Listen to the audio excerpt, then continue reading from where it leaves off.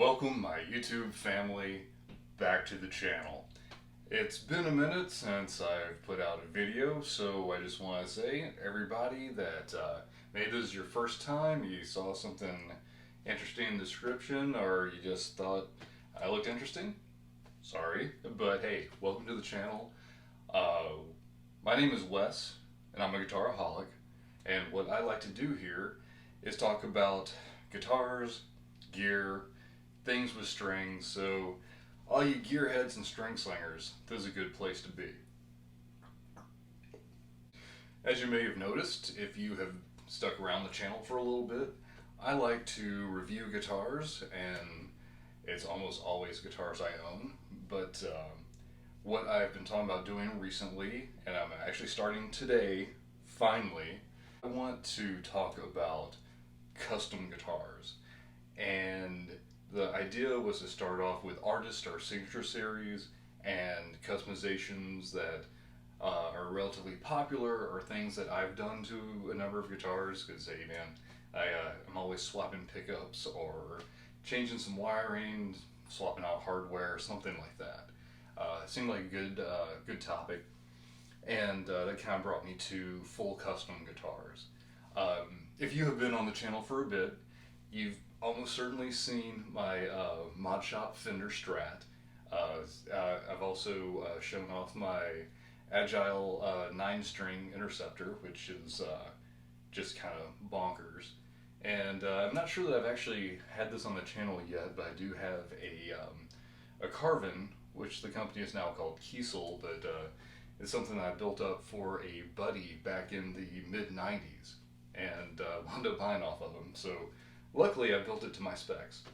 Now, what all of those have in common is those were kind of an a la carte thing. Go through, pick your body wood, pick your color, pick your pickups, and then the company puts it together for you. Pretty awesome, but it's not custom. For example, with Fender, the Mod Shop, you go through and you pick off of your list and they build it for you. Fender Custom Shop, you're going in with your exact wants, and somebody like a master builder is going to build it for you. You're going to pay through the nose for it. Gotta tell you, no complaints with the Mod Shop. But the guitar I'm going to talk about today, this is a true custom, one of a kind. Not just made in America, but made by my buddy Chris Bean, just down the road here in Austin, Texas. And not just a Les Paul knockoff or a Strat copy or a Tele-shaped guitar.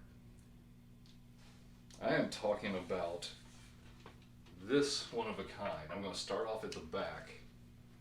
This is based on a turtle shell. I'm kind of speechless. I mean, this is just amazing to me. But I'll bring it over so you can get a little bit better look. We are talking about a reclaimed turtle shell. No, we did not go out and kill the turtle for this. I gave them the hardware to use. So these are Fender locking tuners that were meant for an inline. Yet it's 3 on side, so it gives a little bit of issues. 22 fret neck, and taking this beautiful body. I'm going to let you look at that for just a minute before I tell you what this really is.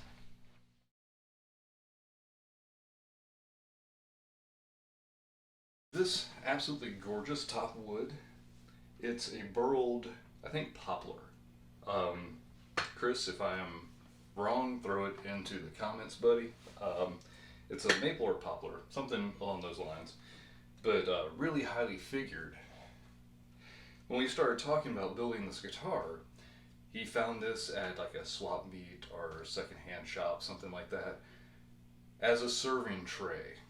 So homeboy took this serving tray and cut it and polished it and made it absolutely gorgeous, and is now the top of my turtle guitar. I will say that I did supply the hardware for this build, so I'm not going to talk pricing. If this is something that you want one of your own, you can talk to Chris. I'm going to drop all of his information in the comments, in the description actually, and his Instagram, that kind of good stuff. But the hardware, this is mostly stuff that I had lying around from previous builds or swaps that I did. So yeah, I couldn't think of a better use for it. So y'all have probably heard me talk about my brother from another mother, Mike. Actually, I was going to start this series off with his guitar. So spoiler alert: the first artist series that we're going to do is a Jim Root Fender Stratocaster. But I was doing some work for him. I swapped pickups on his Gibson Les Paul, and he initially wanted Seymour Duncan Invaders that Sinister Gates used in Avenged Sevenfold, and they did not really play well with that guitar, and I wound up swapping them for Dirty Fingers, which brought new life to it. I've got Dirty Fingers in my SG. Fantastic, fantastic hard rock metal pickups. Payment was I got to keep the Seymour Duncans. One of them you've already heard if you've been on the channel before. That's what I have loaded in my Squier Telecaster. It's what I was using with, I believe, the first of the Dyads videos. So this got the same setup. It's that Seymour Duncan Invader through the triple shot, also made by Seymour Duncan, which lets you play each coil at a time, in phase or out of phase. I definitely have my favorite setting on this, but I'll run through them all for you. And single volume, no tone. And of course, because you're dealing with something where there's no backplate, there's not really any way to put a vibrato system, nor do you really need this. I mean, it's pretty well balanced. You'll notice when I let go, it just sort of goes flat. There's not a whole lot of neck dive, but I wouldn't want to try to, maneuver a vibrato on a guitar like this. It is a set neck, and he has tone blocks in the basically here to mount the hardware on. That's enough of my yapping. Let's hear this clean.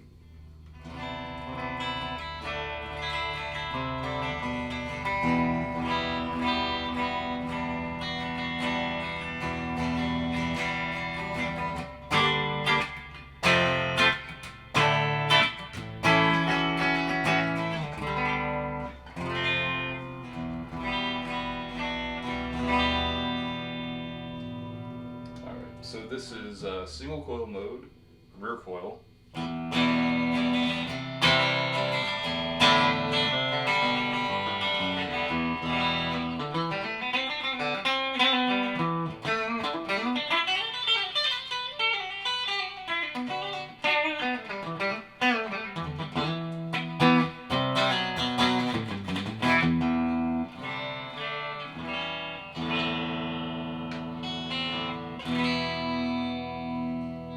Single coil, front coil.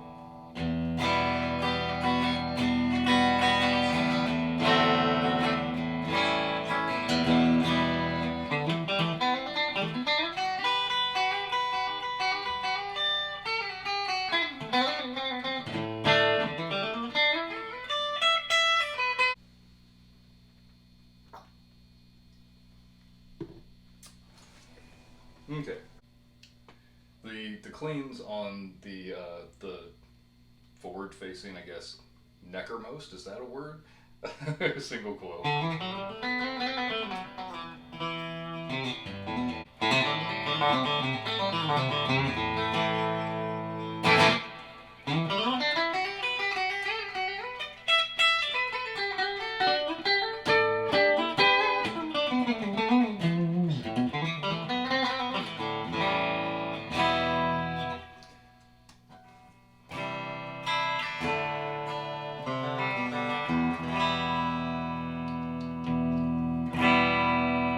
So, I am pretty sure that's set like this. This is out of phase.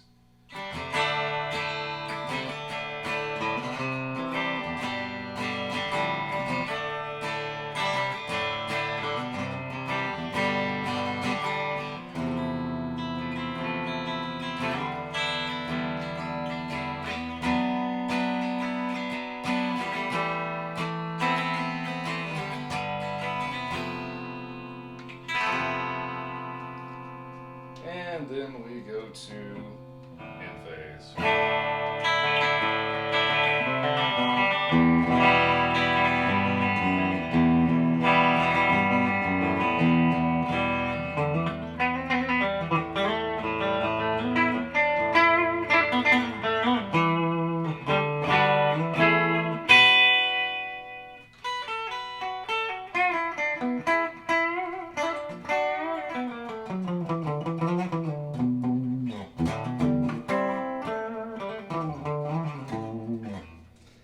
Yeah, just back off on the volume a little bit, get a little bit bassier sound.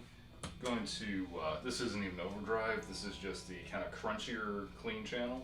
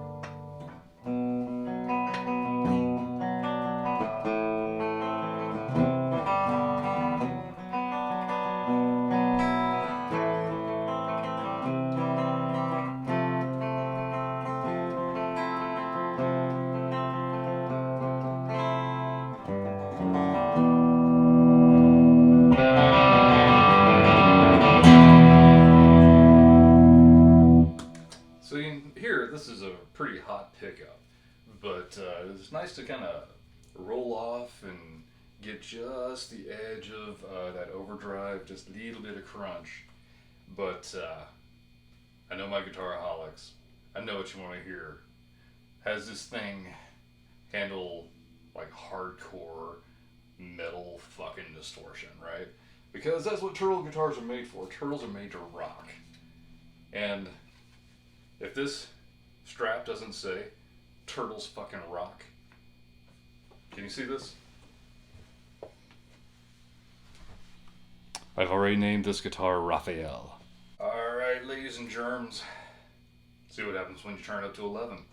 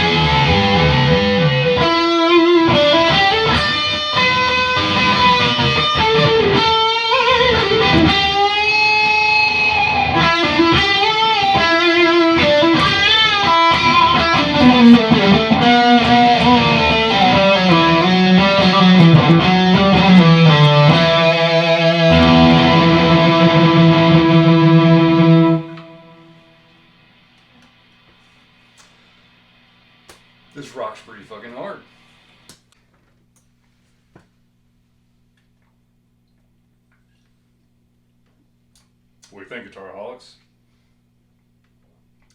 Does this guitar pass the muster?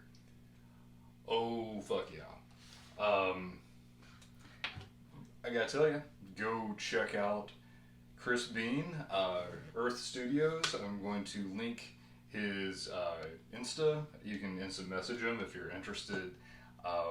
Look for his turtle guitars and ukuleles and all kinds of wild shit that he builds. The man's a fucking genius. He's got a reverb store.